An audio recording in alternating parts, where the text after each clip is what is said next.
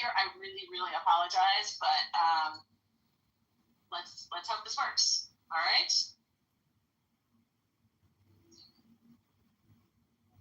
And awesome. Thanks, Sean. Hey, Sean. That's the Sean I think it is. Hey, bud. If it's not, hi. Anyway, this will be posted later on our YouTube channel. It's also.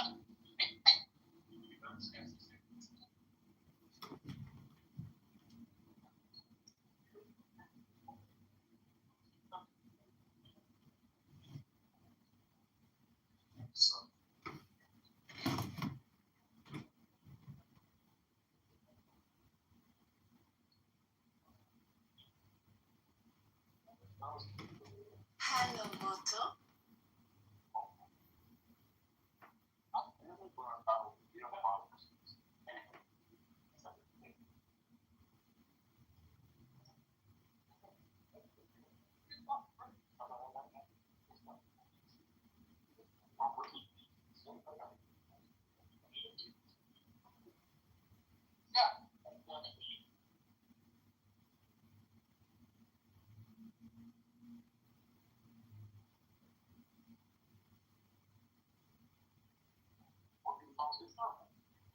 Okay, everybody, you can get started.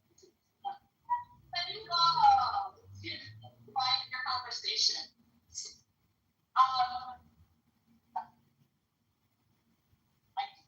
Do you understand about me?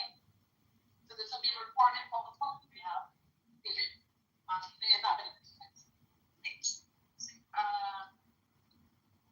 Before we get started, say, oh, great one. That's about me, about 7. We do have a lot of people here. Thank you, Vegan.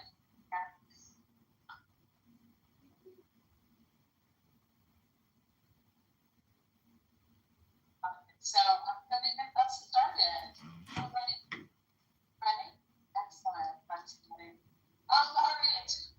5:11. Greeting neighbors. I wrote out a few words. It's been that kind of thing. I'm Ariana. I lived here in the West Village, both sides. Community for over 20 years. I'm the founder of the West Ridge Action Network. We started in 2017 when neighbors wanted to gather to connect together to protect each other from what we thought would be an onslaught of Trump enforced ICE raids. When that onslaught did wait almost 10 years to hit our neighborhood, causing many of us to wear whistles and stand guard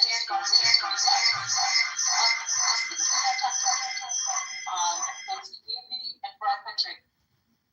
So I really do mean it when I say thank you for joining tonight. Thank you for the Park District for hosting us, for the support forum. Being here and you watching, I hope means you still hold belief in our democracy.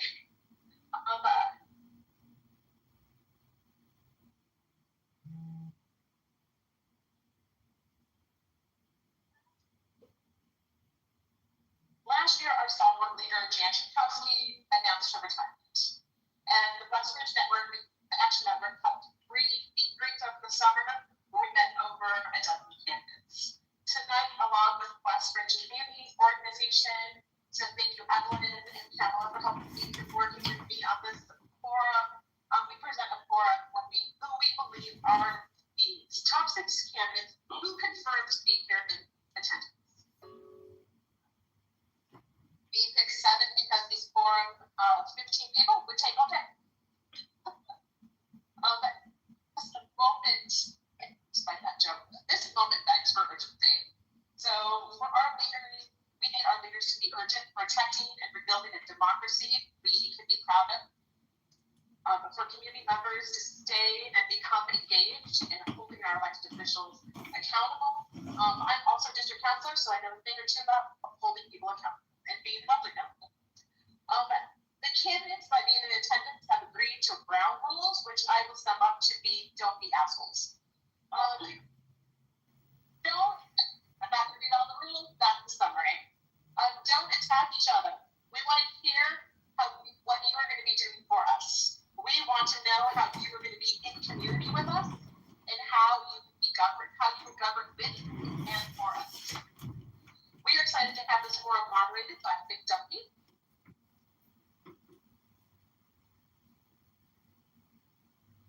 Nick is the senior editor of investigations at Black Club Chicago, a nonprofit news organization that covers the city and its neighborhoods. He is also a resident of the 9th Congressional District. So, a little housekeeping. If you're not already found it, the restrooms are out in the hallway. Take a right. Candidates will introduce themselves. If you have a chance to submit questions when you are speaking, there's also egress cards in the back and little tiny golf pencils. Andrew and Evelyn are going to be wandering out. If anybody would like to submit their questions on the index card, please do so. And then we will review them and hand them to Nick. Please hold your applause to the end of each segment, especially if you stand somebody up on the stage. There are people in this gym and watching over Zoom who still do not know who they're going to vote for. So please don't drown out those people who are trying to make up their mind today. At the end of the evening, if you can, please stay and help hold up the chairs. This is a volunteer event, so thank you so much. One last thing, early voting in person and by mail begins February 12th, and you can already request your vote by mail ballot if you go to the Chicago Board of Elections website. And with that, I'm going to turn this over to Nick.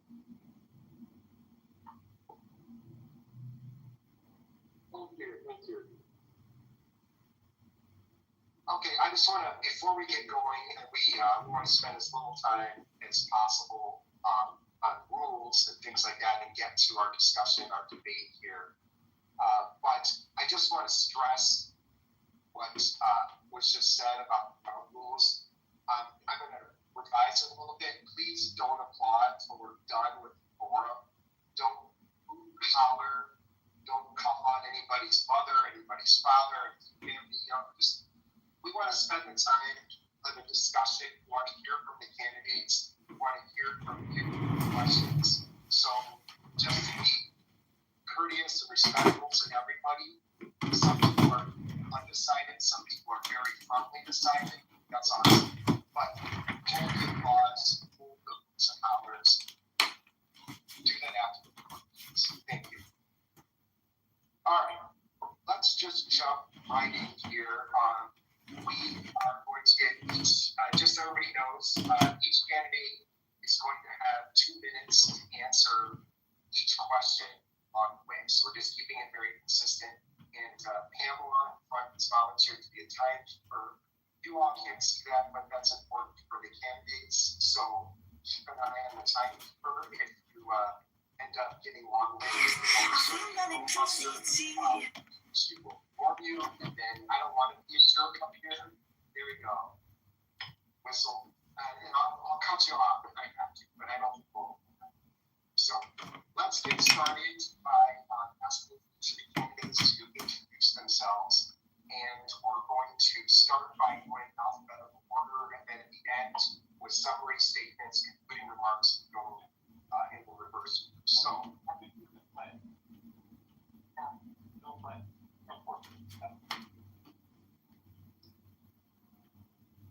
again, we're not taking direct questions from the audience anymore, just as a matter of course, so you can keep your questions and comments to yourself to the end. Okay. Let's go back to introductions, and we can go first. You have 2 minutes. Oh, there's 2, so there should be. Are we supposed to be sitting or sitting? Oh, cool. Hi everyone, I'm Kitover. I'm a researcher and journalist who covers the far right. My work dissecting, analyzing, communicating far right narratives and extremism have led to me helping getting Tucker Carlson fired from Fox News. Stop it. That's it. We asked you to refrain from commenting. We asked you not to be an asshole. You violated both of them in the first minute. Run out of you extra seconds.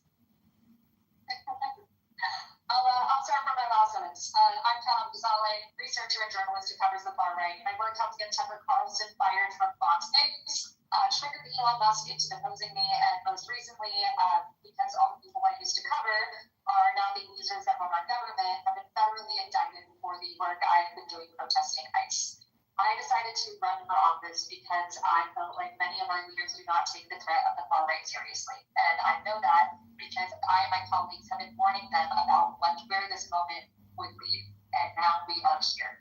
I also decided to run not just because of my track record fighting and winning against fascism, but because I think we can do politics differently. For one, we use our campaign resources to not just reach voters, but materially improve their lives. Our campaign office in Rogers Park and Light doubles as a mutual aid hub, and our events often serve dual purposes to help feed and flow people around the We are also lucky to be the only campaign district in 75% supported by small dollar donations, with the most individual in-district donors of any campaign. It has been a crazy ride, and thank you so much to anyone who supported it.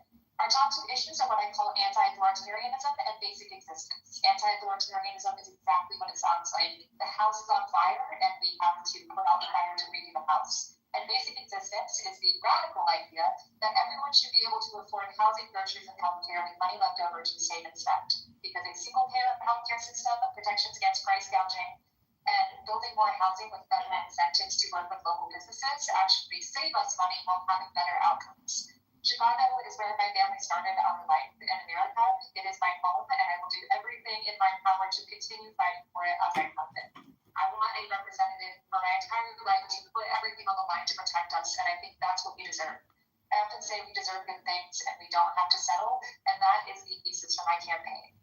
If anything we talk about here hasn't answered any of your questions, please come to me after this forum. I used to cover Nazis for a living, so it is impossible to offend me. Thank you.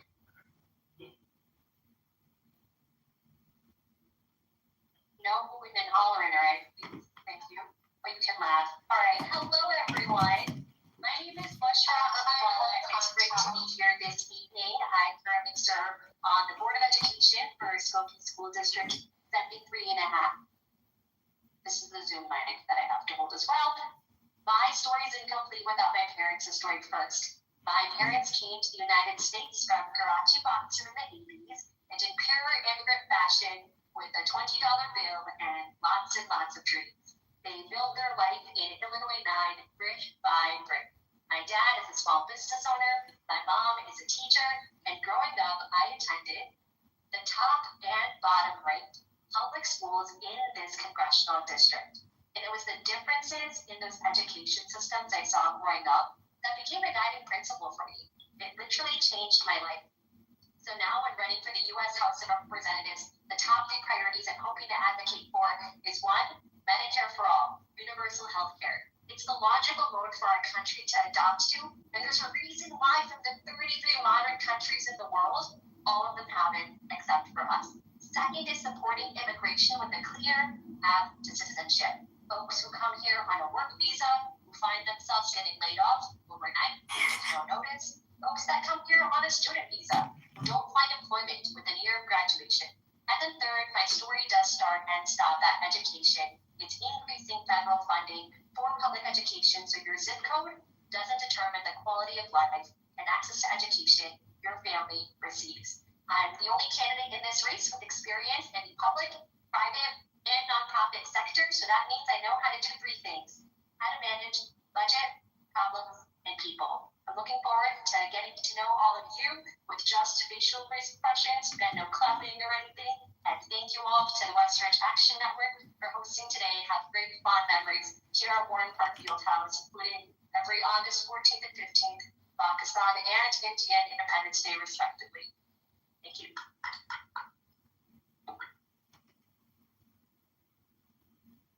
Good evening, West Ridge. Right, the responses. I can tell you're excited. My name is Phil, and I am not a politician. I do have a lifetime of service. I was an FBI agent for 21 years. During those 21 years, I led hostage negotiation teams. I fought terrorism and public corruption. But my start did not begin with the FBI. My service began in 1988. You may recall, I'm glad to see so many folks from Moms Demand Action. Thank you for being here. That the first school shooting in America took place at Winnipeg, Illinois. The deranged woman went into a classroom, opened fire, and 7 graders. Of course,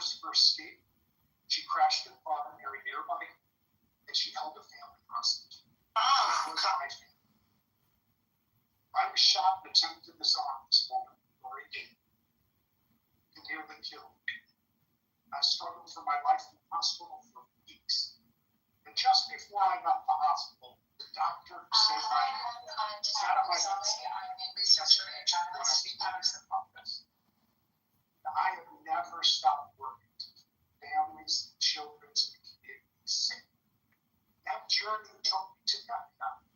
It took me to law school here in DePaul. It took me to Kansas. It took me to New York City. It took me back here home. My parents grew up in this district. They met on a foster and in Boston. I came back here to raise my family. I am in this race because there is nothing more important than saving our democracy, including this administration. I look forward to your support doing this.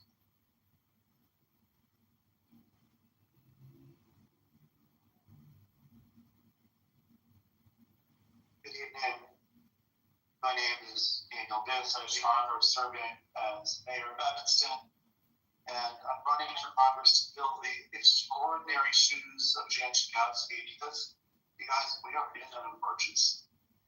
We are in an emergency, the likes of which would have been hard to believe, even having been described to us 6 months ago. Fundamental attacks, our neighbors being kidnapped, people being shot by federal agents in broad daylight, but the core of our alleged values being dismantled before our very eyes.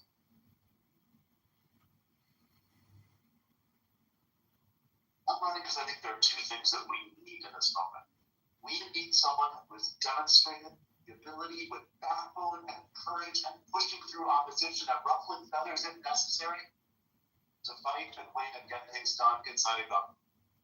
And we need to acknowledge that you don't overturn an authoritarian menace just inside a government buildings. You need a movement of people in the streets rising up and demanding in one voice a fundamental change. And therefore, we also need someone who comes out of movement organizing and is prepared to put their body on the line in the streets. I am the only person in this race who fought and won change inside of government and is fighting out in the streets with you. And that is what is at stake in this moment. Perhaps that's why Jan Schakowsky gave me the extraordinary honor of endorsing our campaign. I take that very, very seriously because of what she has represented for this whole community throughout her career of service. We need someone who can follow that legacy. I'm here today to ask for your support in this race and for your partnership in governing collectively to make sure we build the progressive America that we actually deserve. Thank you very much.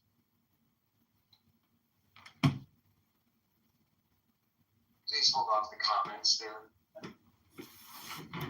No, we said thanks. You want to be out? No. Well, good evening, everyone. I'm State Senator Laura Vaughn. I thank you so much for being here tonight. I probably served as the state senator in the 9th District for the past 7 years, and I was in the Illinois House for 6 years before that. We are in a pivotal moment in our nation's history. Our families are under assault by this administration. Our families who are currently living on the economic edge.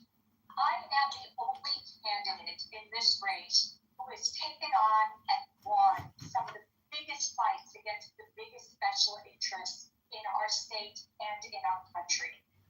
15 years ago, when my husband was driving to work, he was hit head on. As a result of that accident, we were lucky to survive, but we were buried in hundreds of thousands of dollars in medical debt because of the fact that our insurance tried to cancel our policy. But they picked a fight with the wrong woman because I made making it right my life's work. And in the Illinois legislature, I've been named the most effective senator in our state, only second to our Senate president. This is a time of action. We need people who do the work, not just talk about the work, but actually get it done. I've been named Legislator of the Year by dozens of groups, including disability groups, mental health groups, environmental groups. I've also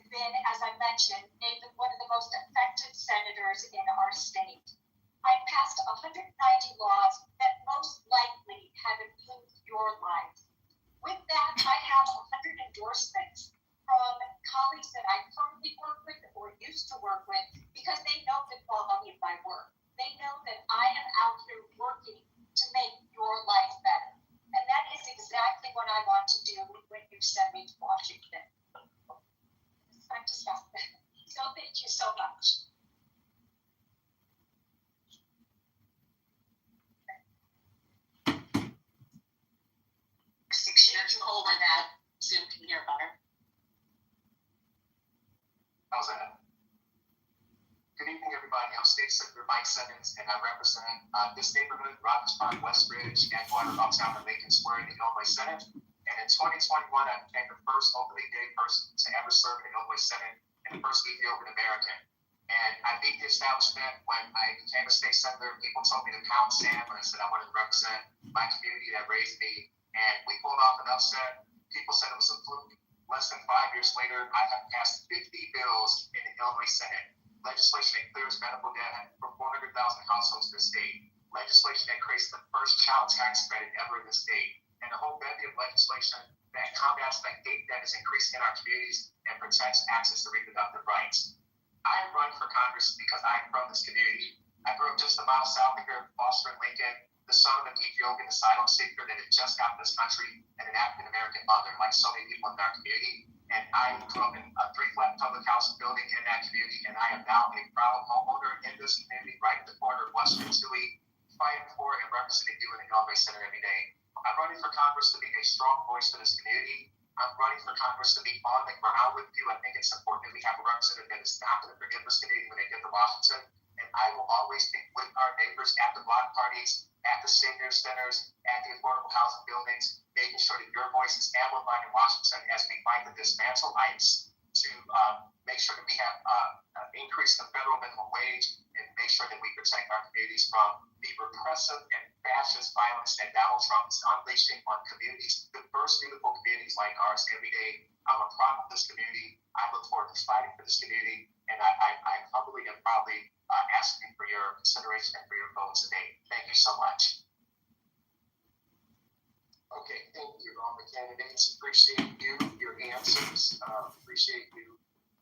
So, if you all haven't realized, we're trying to juggle multiple mics up here, so we'll hopefully get it right again for. But thanks to all the candidates for your introductions, and thank you all for your. So at least some people in the room are trying to appreciate them. All right, let's just dive right into some of the issues here and some of the things that have been talked about already in this race. It's expensive to campaign for office, especially for federal office. So can each of you tell us here who are the sources of your campaign money? Who are the leading donors? And what does that say about how you would represent this district? Busher, do you want to start us off?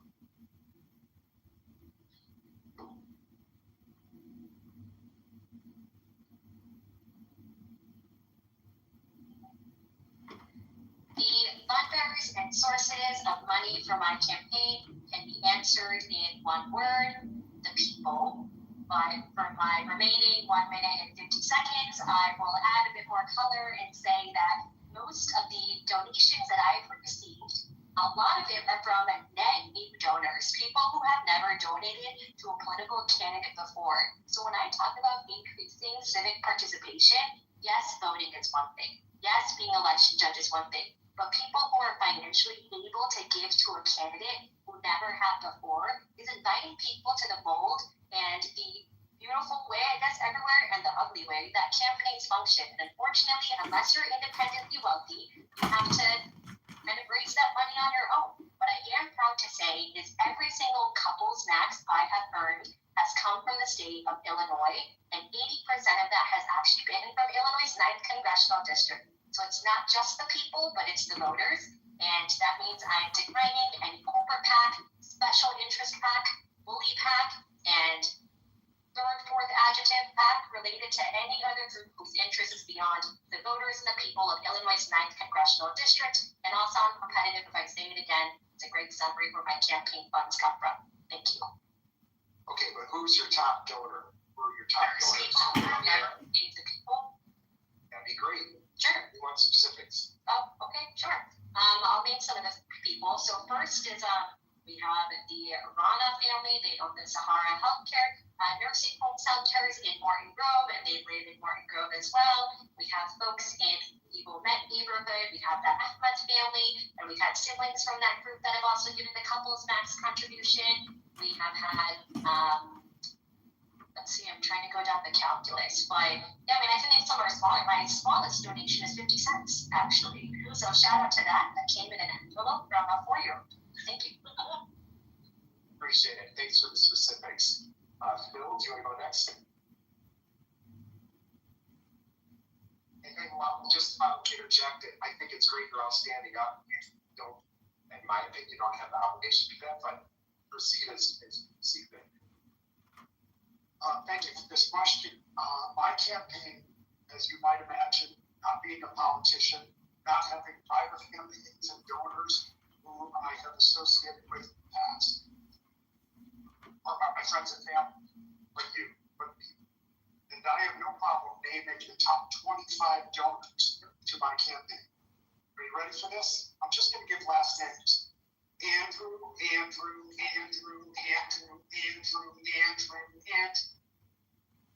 25 times. I come from a large family in the middle of 7 kids. I was my mother's favorite, but I've started with my family. My wife and I have invested in campaign too. Wouldn't ask our friends, our family to do this without us putting our own pocketbook behind it. Money needs power in our political system. You know that. You know that is what's one of the things that's wrong. It's the way that our map, this map, is gerrymandered map that has Westridge with Algonquin. This is a map that was designed by politicians to pick voters. It's part of the problem. The money in politics is part of the problem. And in this race, there's a lot of money going around from national groups that are helping decide this race. You need to take the power back. I do have association with one political action committee. Very proud of the only endorsed candidate for Congress in Illinois by the Braden family. By Jim and Sarah Braden. I walked the halls of Congress with in 1988. Sarah wrote my law school application recommendation. And I'm very proud that they've endorsed me, and I would be very proud if they would provide financial support, which I don't expect.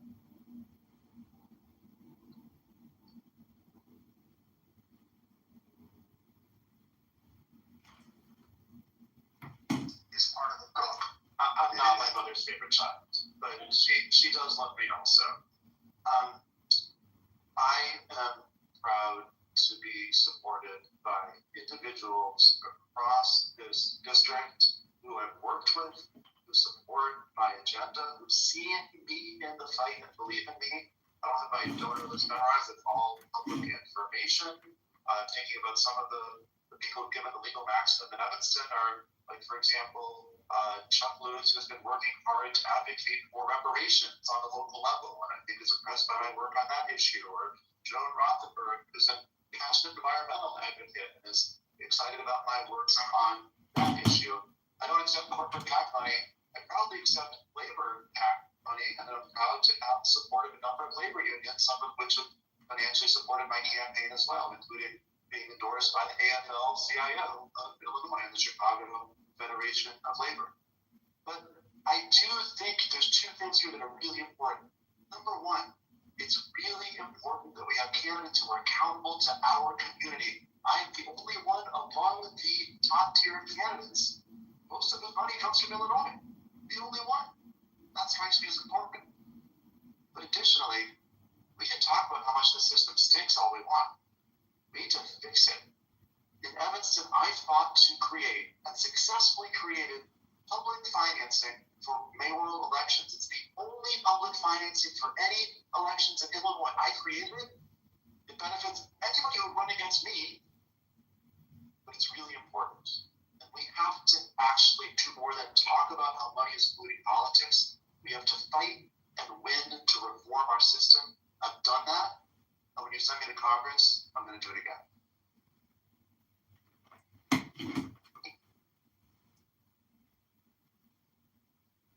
Thank you.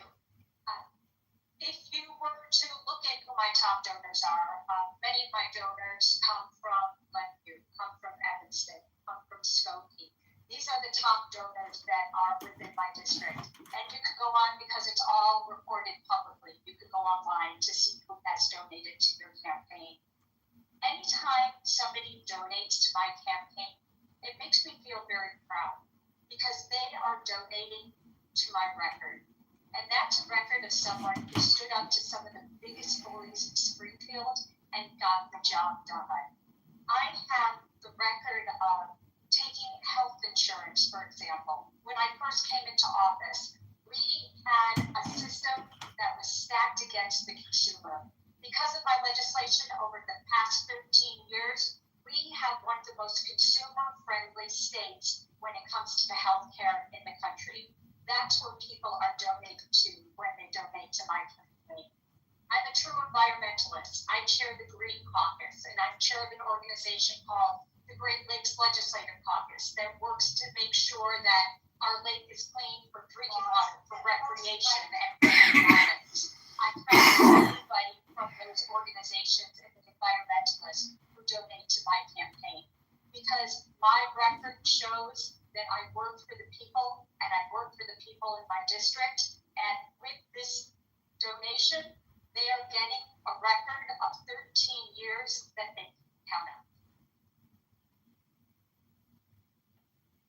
To my campaign. I don't look like a typical member of Congress. I represent Donald Trump's everything that he's trying to erase right now in America. I'm gay, I'm black, son of a killed an immigrant, and I'm proudly from this community. And I'm an effective legislator. And so I'm really proud to say that my first donor was my grandmother, who raised me in public housing just south of here in Boston, Lincoln. And, you know, even now, as I look through the list, I don't have a lot of max donors. That's just the reality because I don't represent the establishment. I don't take money from corporations. I don't roll out my carpet for lobbyists. I represent people. And I'm proud that most of my donors come from the 9th District. They're small dollar donors. They're people from places like Westridge who saw me at the forum, decided to give us $20. Someone from Uptown who maybe saw my social media and gave us $9. Someone from Evanston who decided I like this guy, I'm going to give them a shot. They put up my yard sign, they wrote a bigger check. I'm proud that one of my biggest donors is Gretchen Sisson, who is an abortion author who's written books about reproductive rights, who called me and was proud of the work that I've done in the Illinois Senate to hold the line and protect reproductive rights, where I've actually whipped votes of other complacent Democrats that didn't want to vote to repeal arcane abortion laws, where I stood up to my own colleagues in the Democratic caucus to introduce legislation to make this a sanctuary state for transgender families and fleeing surrounding states. I was the person that fought back against complacent Democrats in the Illinois Senate and actually passed legislation making this now a proud sanctuary for trans families, and a blue dot on an island of abortion rights have been taken away in surrounding states. That's some of the people that have supported me so far. I think that it's really important to say that I'm probably sitting up here as a strong, viable candidate who has a strong message that resonates with people all across the 9th District, and money is not going to buy the seat. I look forward to taking my message to the voters and winning their trust and doing a damn good job for them in Congress. Thank you. Years that they count on. And actually, the past, like most of the people up here, we don't, or like everyone up here, I don't have a running list of my donors with me. I did reach into my bag to grab my phone. My campaign manager shook her head so hard. But we are supported by over 55,000 donors with an average donations under $30, $29.95, which is pretty cool. We also have the most individual in-district donors of any campaign in this race. That is not the most in-district money because, we don't know a lot of rich people. But a $7,000 check and a $20 donation still equal one vote. We are very proud to be able to be such a grassroots campaign. We also have abandoned this practice called call time, which everyone, including myself up here, does. Elected officials and candidates can spend as much as 8 hours a day doing it. You call rich people and you ask for money. No one likes it. We can all tell you that. No one likes doing it. No one likes getting the calls. So in our campaign, we have now started doing live streaming instead. 6 hours a week we live stream. We get $1 donations here, $5 donations there, playing video games and answering questions honestly and transparently. I encourage you to tune in. It's a lot of fun. And it also means that we've freed up a ton of time to be able to connect with voters rather than sitting in a room and calling rich folks. Additionally, I have learned as a working class candidate that, oh my God, it is so hard to run for office if you're not already rich. Like, unbelievably hard. I have a cat. I don't even have kids. I don't know how people do it, especially if you're a single parent. We need public financing of elections. We need the ability to use campaign funds to help people be able to support themselves. I finance for literally hours. Check out my live streams if you're interested in that. But overall, I think what we need is to have a clear campaign system that doesn't mean that people who are trading stocks while they're in Congress get to use that money so that way they can trample over other grassroots community-based campaigns. Also, twitch.tv/Cal tune in. All right, thanks everybody. As probably most of you know in the audience, just following up with this meeting, you can pretty much give any amount of money you want to any candidate, if not directly, then through PACs, super PACs, or whatever. But the upside is that there are transparency rules in place. And as some of the candidates mentioned, if you want to follow up on what they said in more detail, fec.gov, you can look up any of the candidates and look up their itemized contribution list. I encourage you to do that. On the way over here, among the news reports I heard was one, just mentioning again that President Trump is contemplating, or at least threatening, to invoke the Insurrection Act and send the military to Minneapolis. We had a similar information report. I'm running for Congress to be a strong voice in this community. I'm running for Congress to be one for how we think it's important to be a president that is not I'm assuming most of you are against these moves by the president's administration. But what I want to know is what specifically would you do about it as a freshman member of Congress? There is a presumption of hope, probably among this group, that the midterms will turn out better for Democrats than the last election did, but there's no guarantee of that. So what exactly would you do as a rookie member of this large, complicated, often dysfunctional body? What would you do about it to address the use of federal forces to send people in and do these immigration roundups that we're seeing? And let's start this time with Laura. Thank you. I still can't get over what I'm seeing happening in the streets of the United States. It is absolutely reprehensible that we are living under a reign of terror and violence in our streets. And I'm so proud to be in a community that works to protect our neighbors. And I'm also proud to be in a state that's standing on our heads for what we know is right. In the General Assembly, we have passed legislation that says we need to unmask ICE. We need to hold them accountable. We need to know what their identity is. We have put in areas of protection around our schools, our daycares, our hospitals. We have also said that you can sue ICE if they violate your civil rights. Just this past week, I filed another piece of legislation. This piece of legislation says that if you are hired under ICE during this reign of terror, you cannot get a job working in a police force within Illinois, state police or local police. These people who are creating terror on our streets are untrained and they are unhinged. We need to make sure that we stand up for our people and we make sure our voices are heard. I'm one who's known to stand up to bullies, and we need people in Congress right now who's going to stand up to the biggest bully of them all and make sure that our neighbors are protected. Let's go this way and shake that. So the question is, what would we do in Congress about this, right? What would you do as a member of Congress, a low-ranking member of Congress? What specifically? Right. First of all, we ought to abolish ICE. There is no reason to have this military-style enforcement entity. It ought to be gone. That's my position. That's what I'm going to fight for in Congress. Now, that may not be something that we can achieve on the afternoon of my first day in Congress, January 3rd, 2027. There's a lot of other things to be fought for. First of all, the insane bill the Republicans passed last summer jacked up the budget of ICE enormously. We need to roll that back. The Democrats have some leverage. We hope that your situation comes to pass. We have Democratic majorities in Congress next January. If so, we better use that leverage to make sure that no budget that allows for this level of funding of ICE goes forward.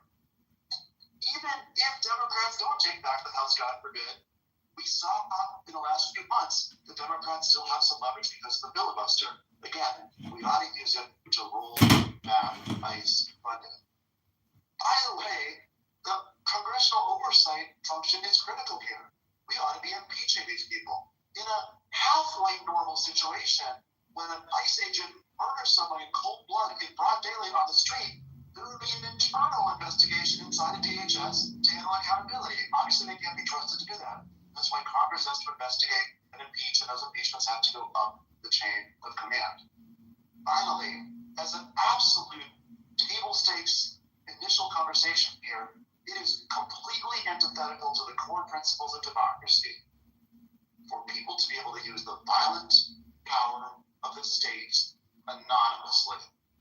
You cannot have a democracy if anonymous agents of the state can use state power to kidnap. They've got to be unmasked now.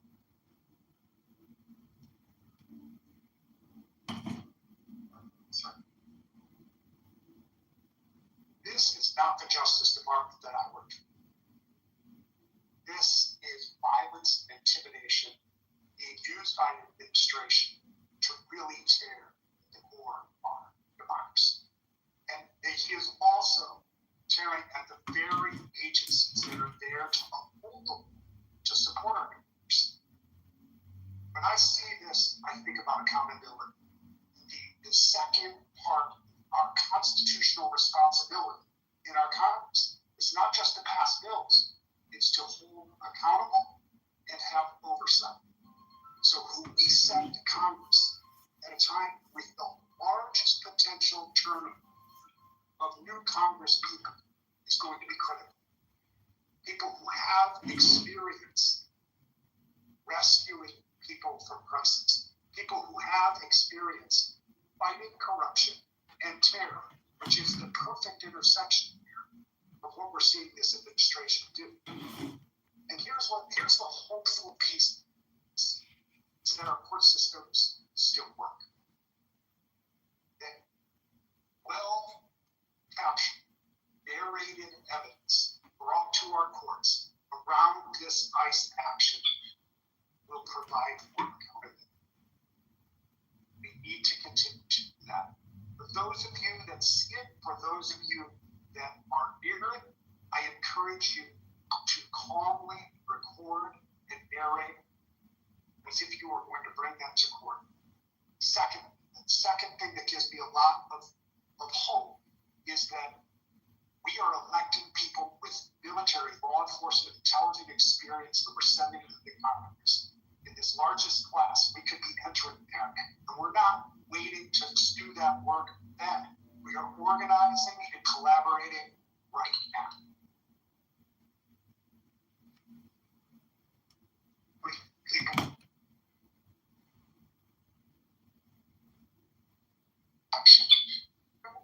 We have to abolish ICE as an institution. ICE as an institution was only created 23 years ago, and there was a world in which this country did not have ICE. It is unnecessary, it is racist, and it targets our most vulnerable communities and families. Second, we have to ban private-owned detention centers. There are people who are profiting off of our neighbors getting kidnapped and being disappeared and then unaccounted for. Third, we must protect birthright citizenship. The Trump administration is intentionally weighing on people whose birthright citizenship is, if they were born in this country, they are born a U.S. citizen, they are American. That is something that the Trump administration is also attacking at play. And then third, we must invest in judges. Due process is not being followed right now. We need more judges in the civil office of right now. And as a daughter of immigrants, I mean, I can't even explain how deeply personal this is. Every single time I see a picture, I see a video, it reminds me that could have been my dad, that could have been my mom. And the murder of Renee was atrocious and it was horrendous. But that was not the first time ICE killed someone. She just happened to be white. And if that's what the turning point was for us and Americans to wake up about the Trump administration administrations crack down on immigration, well, we still don't have healthcare and access to quality public schools. That is a mismanagement of funds, and it's with our taxpayer dollars. We all have blood on our hands. We should be disappointed, and those are the three things I would focus on once elected to the U.S. House of Representatives. Thank you. And Rich, it is race, isn't it? I think we have a lack of imagination right now in the Democratic Party and in Congress as a whole. There are legislative things that I want to push. Abolishing ICE that the top of my priority list. In fact, one of the few things I think we can work on Republicans with is limiting Customs and Border Protection's jurisdiction from the 100 miles of any international border, that includes Lake Michigan, by the way, to say 5 or 10 miles, as those representatives' constituents are devastated by ICE, even in red states. But we aren't going to get a bunch of progressive legislation through under this president, with the courts the sham that they are, with the president threatening to suspend midterm elections. We need to be more creative. And I personally believe that anyone with power, platform, or privilege, and that especially includes members of Congress, some of the most powerful people in the world, they need to be willing to put everything on the line. And we have seen that here in Chicago. I've been protesting at the Broadview ICE facility where our neighbors are taken. I might have seen some of y'all there too. The first time I went, there was not a single elected official there, as people got beaten as they got taken into that facility.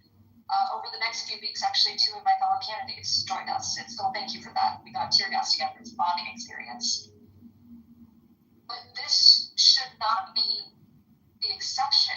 We're lucky that in this race, people want to abolish ICE, but we need representatives at all levels of government being willing to put everything on the line, being willing to call a point of order every 30 seconds if it stalls the Republican agenda. I don't care if it's rude. We are beyond manners here. We need impeachments. We need trials. We need to sign on to the Rome Statute so Kristi Noem can be tried in The Hague, and I'm not exaggerating here. I'm sure many of you have had personal encounters with ICE. I know I have. I know my hands are feeling a little shaky. It's scary, but we need actual action. And you know I'll put everything on the line because I'm going to settle on diaping, guys. This is exhausting, but we're going to get through it. I probably saw some of you during Operation Midway Blitz when ICE invaded our neighborhood, flew over West Ridge in helicopters during October. I was patrolling in front of a Mexican-owned supermarket in Western Shades as ICE thugs broke the windows of one of our neighbors in Western Tootie, dragged him out of the car, and left his car sitting there with the windows broken. I think about my dad, how he came from Ethiopia under similar circumstances where his brother, my uncle Wobishan, was disappeared by the government, and we never heard from him again. And I saw that happening right here in West Rogers Park. This is a national emergency. And I would submit to you that of everybody in this race, I have the most genuine degree of sincerity about the fight that it's going to take to dislodge ICE from our federal government. It absolutely means abolish ICE as a kind of minimum. But it means fighting tooth and nail with committee chairmen who've been in power for 30 years, as I have done in the Illinois Senate, to defund this agency, to take the $170 billion out of ICE that was put there by the big stupid bill and put it back into Medicaid, put it back into Pell Grants, and put it back into housing where we need it to be. And it means coming to Donald Trump. It means raising articles of impeachment against him, Kristi Noem, Peter Hegseth, and Marco Rubio, and throwing them in prison where they belong.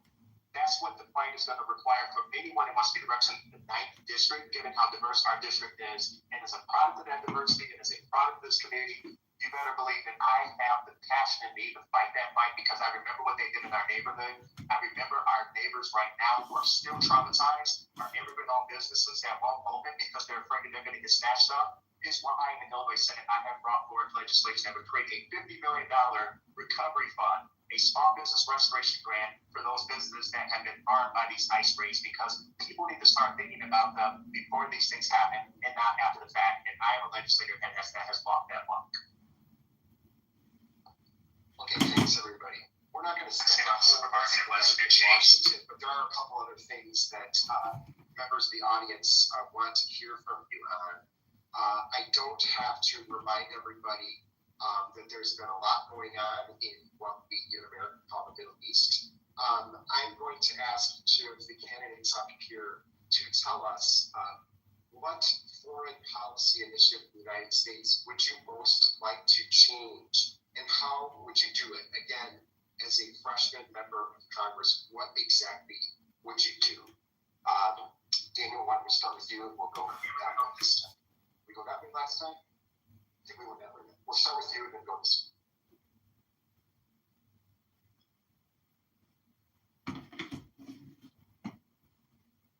What foreign policy would I most like to change? How do we have Donald Trump is in charge of our foreign policy right now? We should stop assassinating people and boats. We should stop illegal invasions. There's a lot of things that should change. We should stop bizarre and I think strangely serious threats about Greenland that threaten to destabilize the entire Western border. But I think it's important to talk specifically about what we describe as what people around here call the Middle East. I am quaint and old-fashioned enough to still believe in a two-state solution. I understand that Bibi Netanyahu doesn't. I understand that Donald Trump doesn't. I understand that Hamas is moving us in the wrong direction quickly. I also believe fundamentally in the legitimacy and authenticity of both the Jewish and Palestinian people's claim to that land, the legitimacy of their belonging there, and their fundamental rights as human beings to safety, to human rights, to self-determination, to autonomy, and to peace. U.S. foreign policy is not helping. It's not helping. That's why I support the Block the Bombs resolution, because it's no longer going to make sense for us to pretend. It's saying to Bibi Netanyahu, we wish you would act differently, but not doing anything about it is going to work. So I think we need to actually use the American budget, American soft power, and American diplomacy to bring about real peace and real legitimacy for both peoples to have the dream of two states living side by side finally realized after all these years.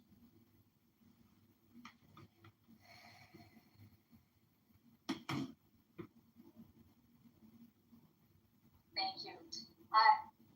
When I turn on the TV or watch the news and see what's going on in Venezuela with, as Mayor Fish had mentioned, with the blowing up of ships, or the president wanting to take over Greenland, I think to myself, why does he want to control another country when he's not doing such a great job being the leader in ours?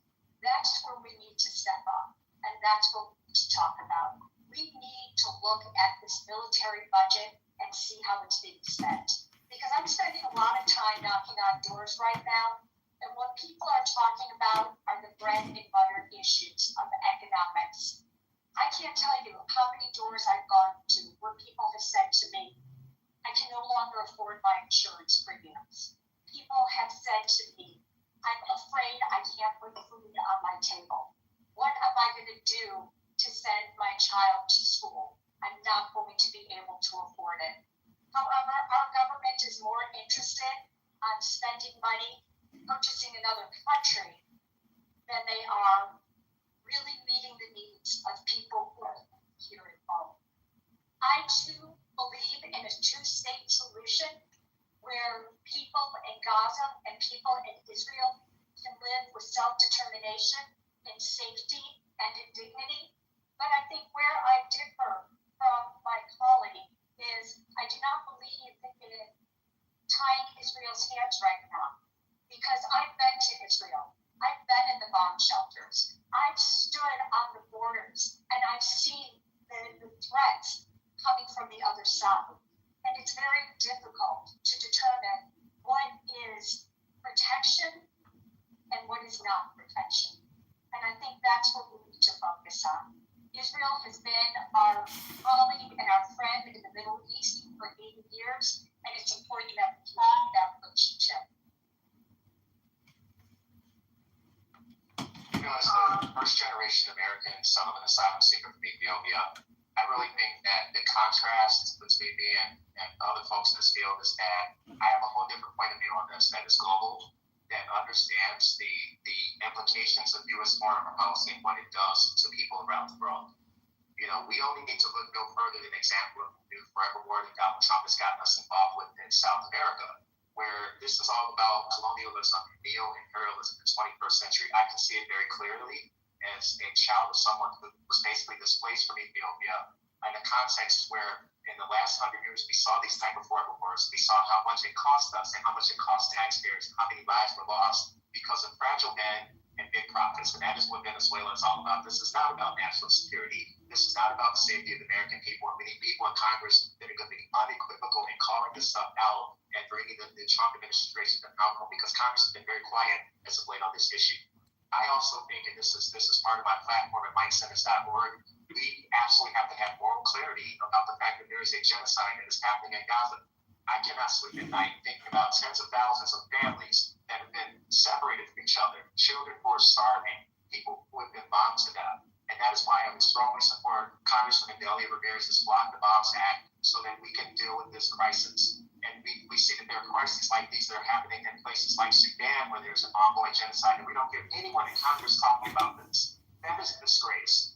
We don't hear anyone talking about the refugee crisis that is happening right next door in Ethiopia and Eritrea. I would need a strong and moral voice on these issues. Also in Ukraine, where our Ukrainian siblings have been targeted by Russia, where a number of Ukrainians are now our neighbors who understand what it looks like when tyrants are in control and leads to displacement in those communities the same way it did for my family. And so the 9th District is full of immigrants. I look forward to being a proud champion for moral clarity and U.S. foreign policy so that we do the right thing around the world and make up for the injustice past. Separated from each other. Children. I'm Palestinian. I know I don't look like it. The blonde is a dye job, but my father is a refugee. He was born stateless. My family started their life in Chicago, which actually has the largest Palestinian population in America. But what I'm about to say is not because I'm Palestinian. I have this really radical view that I think we should follow our own laws, and I'm tired of pretending like this issue is complicated, that this is thousands of years of complications, because it's not, guys. And not just for Palestine and Israel. Every civilian deserves safety. No child deserves to starve. Any war criminal under any flag deserves to be held accountable for their actions. And when it comes to Palestine and Israel specifically, we need recognition of Palestinian statehood, because no solution, which should not also be dictated by America, by the way. You have people who live there, but we're not going to reach any solution unless both parties are able to negotiate as equal partners. I did that in less than a minute. And that's what I think we should be doing, and the thing that we refer to as the Middle East. I do really love that phrasing. But we also have, created a storm of chaos, not just in this administration, but over the last 50 years, as we've invaded countries for oil, as we have been trying to expand an imperial project that never seems to go anywhere, and we've sacrificed millions of lives, American and much more people abroad, for the sake of greed. This money needs to be going to making America better, not everywhere else in the world worse. And I also think one of the most important things we can do with foreign policy is the restoration of USAID, of ensuring that the aid that we were supplying the world with, it doesn't just help people abroad, it helps us too. When the world is healthier, we are healthier. When the world is safer, we are safer. And that will be a number one priority for me.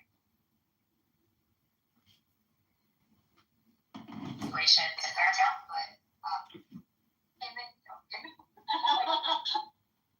so, first and foremost, legal law is in place that means the United States federal government won't give a dime of our taxpayers to any entity, state, or country that is in violation of humanitarian law.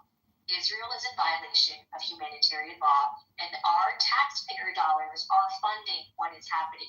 Just yesterday, $3.9 billion of further aid was approved from your taxpayer dollars. Meanwhile, the amount of things that $3.9 billion could solve for in our own backyards, that is the contrast, and that is what it takes to show the discrepancies in grade. One foreign policy just within the past 3 or 4 months was the United States' unlawful and unconstitutional bombing of Iran. the way that we just kind of forgot about that with the news and media cycles, that warrants impeachment. That in itself warrants impeachment. The United States federal government is an expert at one thing and it's destabilizing other countries. And we're seeing right now that whether it's the unlawful invasion of Venezuela, whether it's the unlawful invasion of Iran, and this goes both ways. In the same breath, when advocating for the genocide that's happening in Sudan, in Congo, we should also not trade with the United Arab Emirates. I'll say it, they're equally as harmful in disrupting and the murder and the unlawful killing of Black and brown bodies. It does not just start and stop at Israel and Palestine, but it is that playbook that we see around the country. And I'm tired of people being killed being political. Like, to me, it's like, that's bad, and we're paying for it. So, leaky law avoiding, which means in that example, Russia is the aggressor and the perpetrator, so we still should and continue to offer aid to Ukraine in that example. Thank you.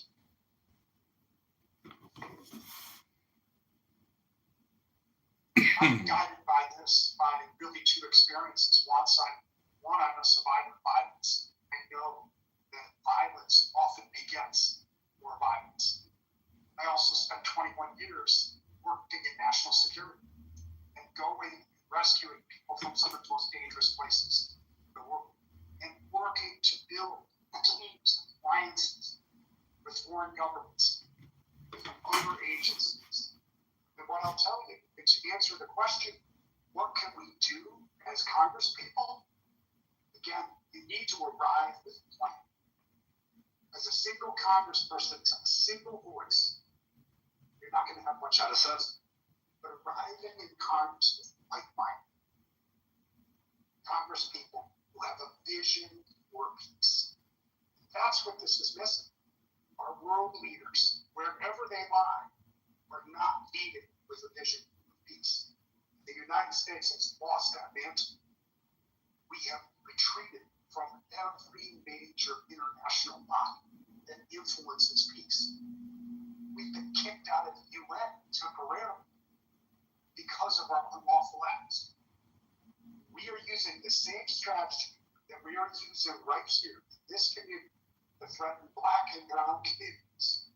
We're using that same strategy of violence and intimidation. It's no way to foster peace. And it's no way to gain any kind of mantle of influence for the problems that we do need to address. Climate change, global economies, free trade, healthcare. We are wasting and squandering billions of dollars on things that produce nothing, create pain, suffering. The only way to remedy this is to win this midterm election. So will coordinate a strategy to hold this administration up. All right, thanks everybody. We could spend and should spend much longer time on the United States' place in the world, but there are a bunch of other issues we want to touch on here. We have questions about. One of the many reasons I would argue that Donald Trump was reelected was that he promised to bring more affordability to more people. Raise your hand if you're against affordability. I didn't think so. So what exactly can you do about it? And again, given all of you pass, you've had a lot of great answers, thoughtful answers, but I think everybody wants to hear what you can do as a member of Congress about all these issues. But let's talk about the affordability issues specifically, not what you are in favor of, but what do you think you can actually do to impact what is a very complicated set of issues that leads to pricing and leads to all of our grocery bills going up, our housing costs going up. We'll get to healthcare in a minute, but what exactly can you do as a member of Congress to impact affordability? Phil, do you want to start us off? You just finished, but go for it. Sure. Well, let me finish where I am. Is that there is a sequence to this. You cannot get to affordability unless you get to accountability and oversight. Serving criminal subpoenas on the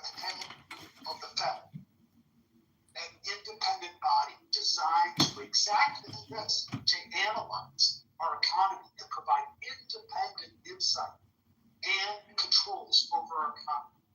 This is unprecedented. Every president would love to squeeze and get whatever they could to juice the economy for an election cycle.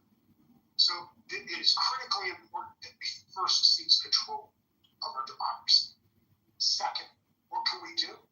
We can start with a national strategy toward looking at how we affect affordability. What's happening with our housing market? How is it relating to us chasing Black and brown communities with ICE in our community? Job sites for building are being undermined right now. Banks are having trouble paying those loans because the workers aren't showing up because they're afraid to, whether they're citizens or not. All of these things are interrelated, and it is incredibly complex, but we have to get the money out of politics. We have to send people who are serious about focusing on these issues and willing to work with others to get the work done and not spend a lifetime doing it. You cannot send people to Congress year after year, election after election, and let them run on issues like the economy without solving the problems. So for me, this is fundamental.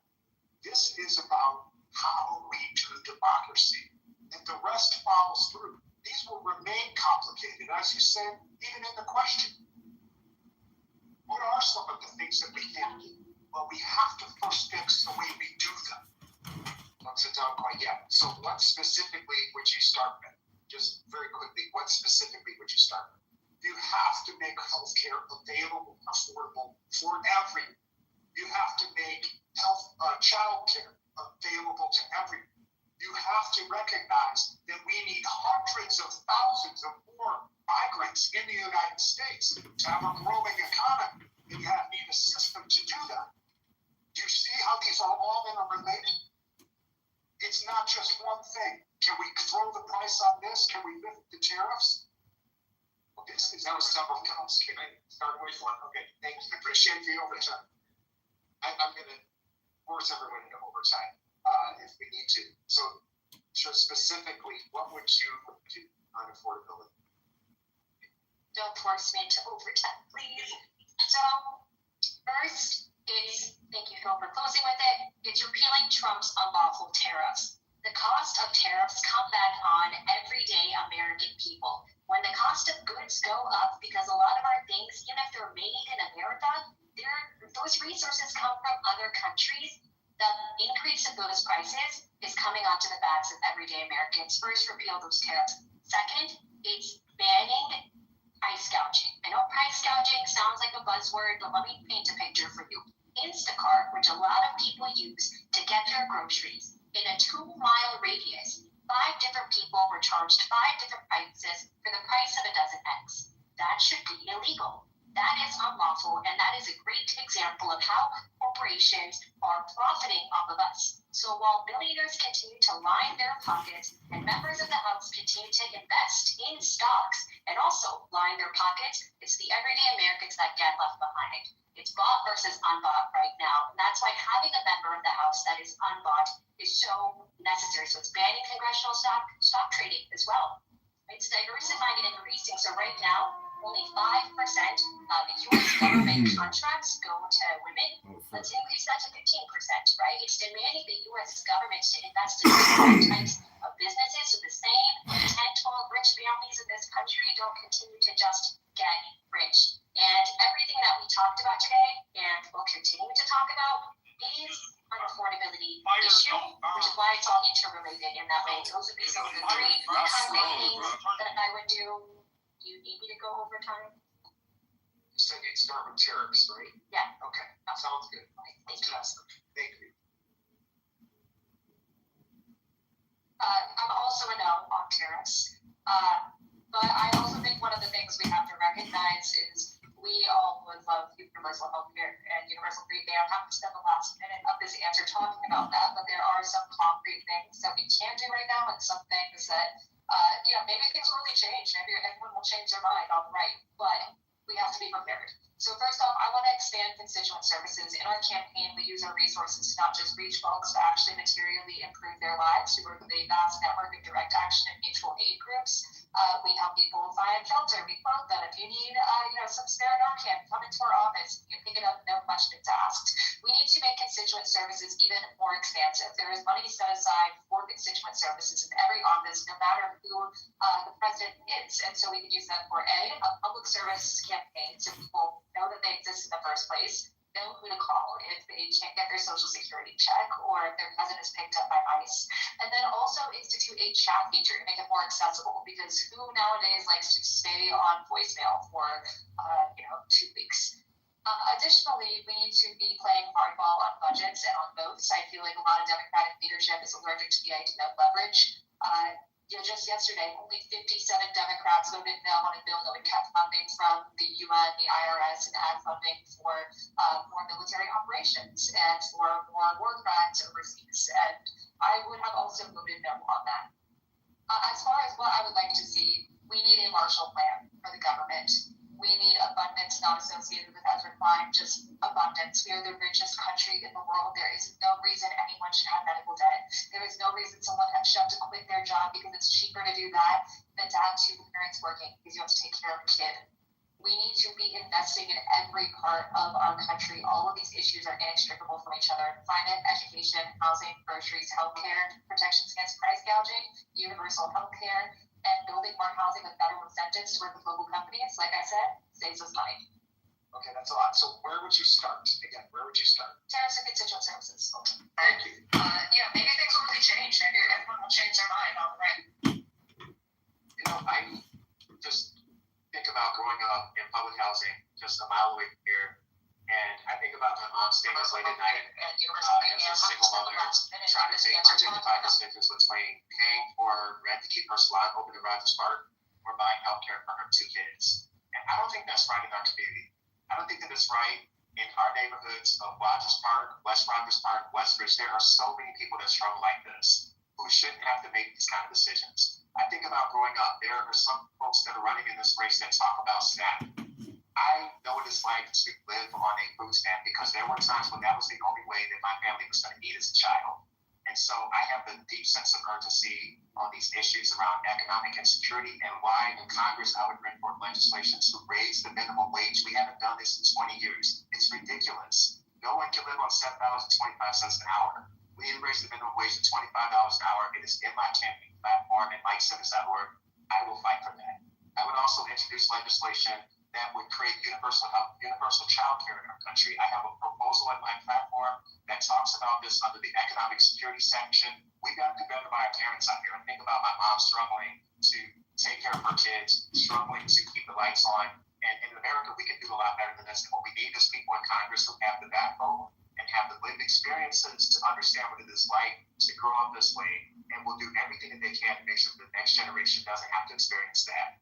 I would also bring forth legislation to break up the private equity firms that continue to buy single-family homes in the 9th District as far away as Algonquin and Crystal Lake and right on down in Evanston, Skokie. Private equity firms are marking their territory right now. We got to fight back. I want our communities to remain diverse and affordable, and it's going to take a real fight with big corporations to make that happen. My life story is anchored in fighting these big corporations that took advantage of my mother and my family, and that is a large part of why I'm running for Congress, is to fight for those folks. It's going to take a real fight with big corporations. Economics is the bread and butter issue. And many of my colleagues up here mentioned things. I had a conversation with a man yesterday who owns a small business, and he's afraid he has to shut his doors because his prices have gone up so much because of the tariffs, and his premiums for insurance have gone up so much that it's unaffordable for him right now. One of the issues that we really need to focus on is affordable housing.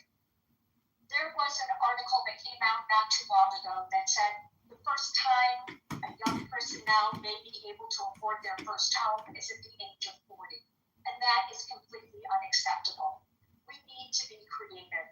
Right here in Illinois, I passed legislation to create the Cook County Trust Fund.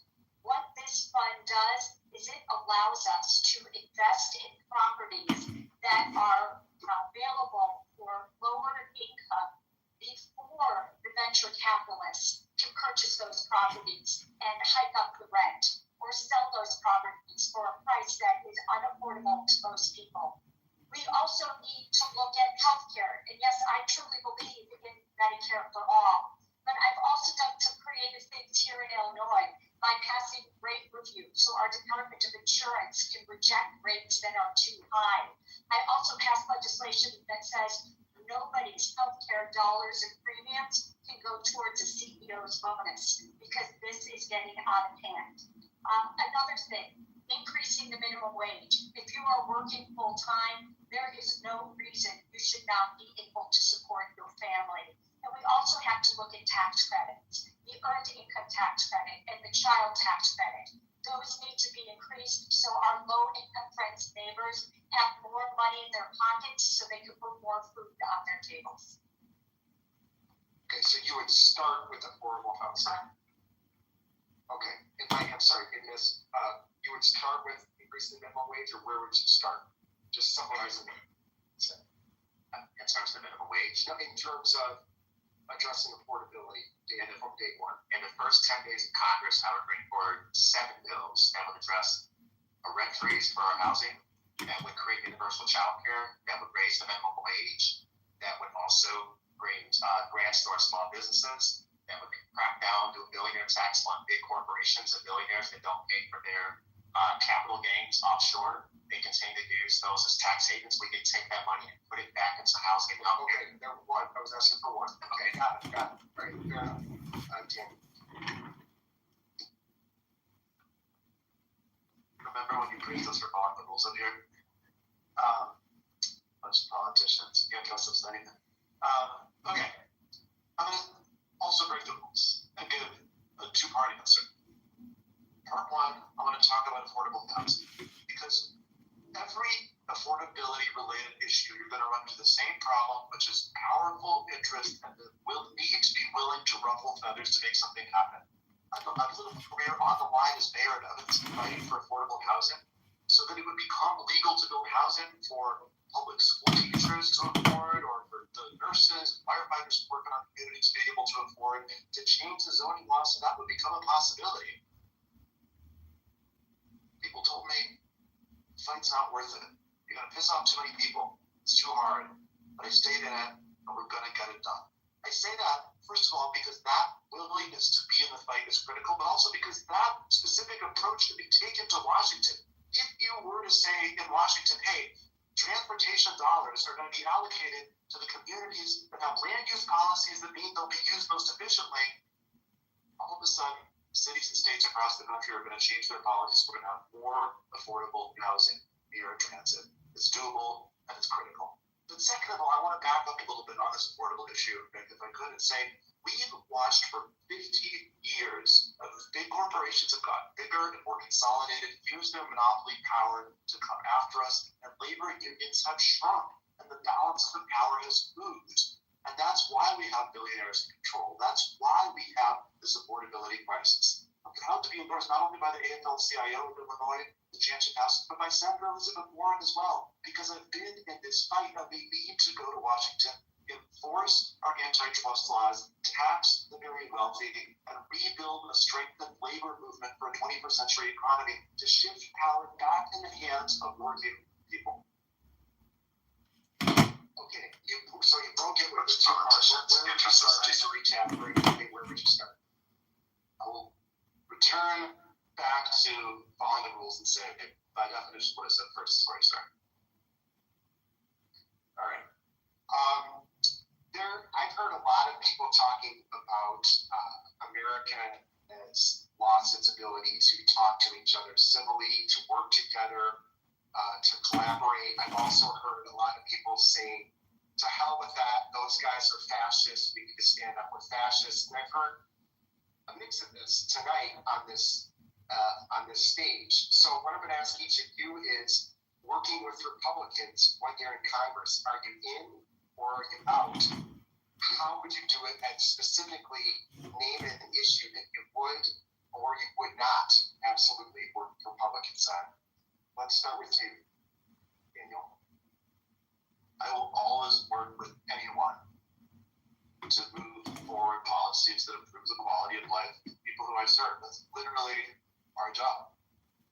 So I'll give you an example of an issue that's really important to me, where there may well be opportunities to work across party lines, right? I get it, there's issues where there aren't. There's issues that have become hyper-partisan, and I don't want to pretend otherwise. I'm not going to persuade conservative Republicans on abortion or climate change. But look at issues like, for example, the regulation of social media. That's a real problem. We are seeing the ways in which information travels, the way in which attention is monetized, the way in which people relate to one another, the fracturing of society, the erosion of social capital. We are seeing it rock the core of how we organize ourselves as a society. And America, I'm sorry to say, is way behind in grappling with this as a real, serious problem because our Congress has kind of given up on solving problems. Our politics are so small, so unambitious. They see this fundamental problem in the middle of our society and they kind of say, well, hopefully someone else does something about it. That is an opportunity to do good. And it's also an opportunity to build coalitions that might not be obviously visible because it's on an issue that affects everyone, where the concerns are severe and intense and emotional, and the partisan battle lines haven't yet been drawn because the solutions haven't yet been thought. That's the kind of issue where you need to have ideas and then have relationships across the aisle and understand who you might have a shot bringing your way, and then be willing to stretch yourself to partner with people you might find repulsive on other issues, but who you know you can work with to move forward on something really important. Laura, how about you? How and when would you work with Republicans, if you would?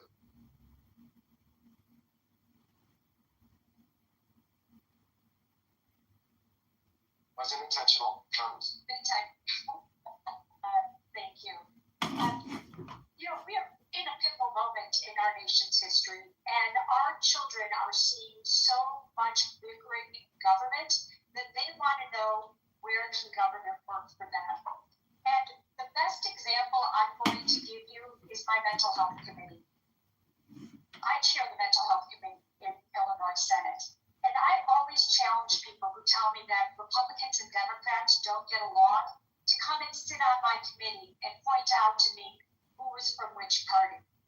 Because with my minority spokesperson, who is the complete opposite of me, she's from Southern Illinois, she's Trump-loving, pro-life, pro-gun, but I've gotten to know her. And I've gotten to know about her family. And she's gotten to know about my family. So as a result of this relationship and knowing we're human and knowing that there are some issues we're never going to agree on, but there are other issues that we are. As a result of that, the people of Illinois have benefited. I've been able to pass some of the most powerful mental health parity bills in the entire country because we have been able to get along and get it done for our people within our state. We have been able to pass legislation that says if you need mental health treatment in an intensive outpatient way or inpatient, you do not need prior authorization from your insurance company. These are issues that cross party lines that we can work on together to better the lives of the people that we serve.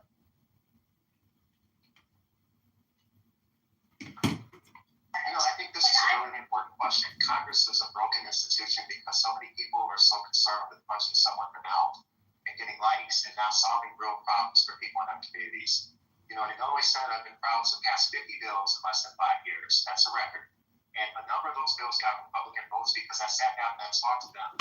For example, I passed legislation in the area of public transit that removes ridiculous requirements that those that are seniors have to keep going in every 2 years to certify they're a senior, or for folks that are disabled to have to go in every 2 years to certify them. These things are ridiculous that we put these requirements on people. And so would you believe that was a fight in the Illinois Senate? I had to fight to get that bill called for hearing because lobbyists didn't want to do it because the transit agencies don't want to do things differently. I fought on that. I organized my seniors and folks in the disability committee. We passed that legislation with bipartisan votes. So public transit is an area in Congress I want to be a champion on.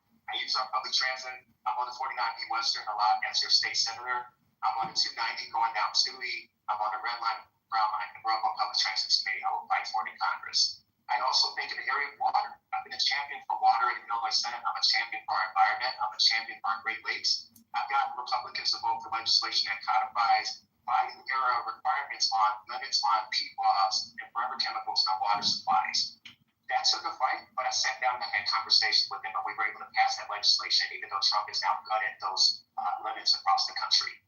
Another area I would talk about where I would not work with Republicans is when they dog whistle on LGBTQ families. I'm proud to be the only LGBTQ person to serve in the Illinois Senate. If I won this primary, I would become only the third openly gay and Black person to ever take the oath of office in the U.S. House of Representatives. That can start right here.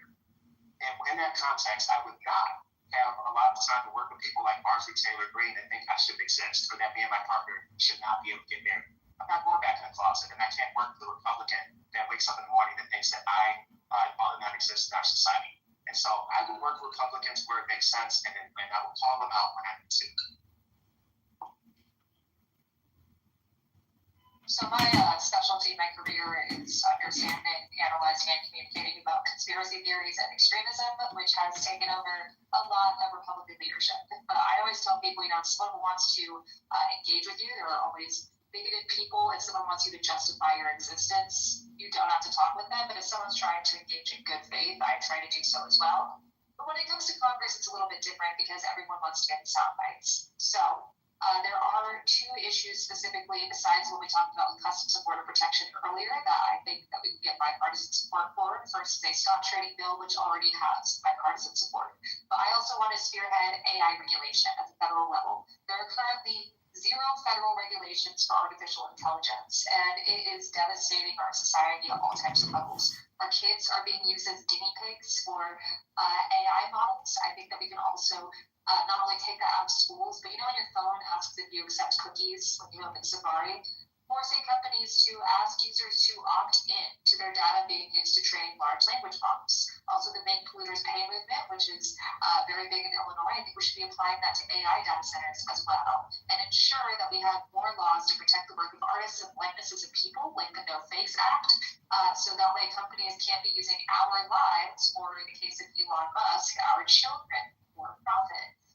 This is the only thing or one of the only things that didn't make it through Trump's big BS bill last year. Even Republicans were like, you don't want us to regulate AI at the state level for 10 years? That's crazy. For Republicans to say that? So I think we have a perfect time to be able to capitalize on this movement, to be able to protect people at all levels of society, and to be able to hold big tech accountable.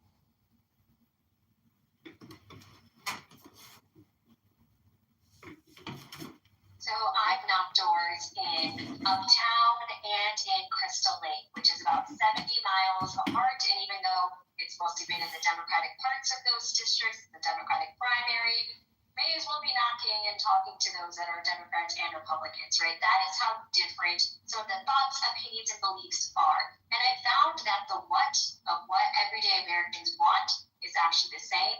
But the how of bringing them on board is where it differs, different talking points. So to me, I'll never compromise on my value systems.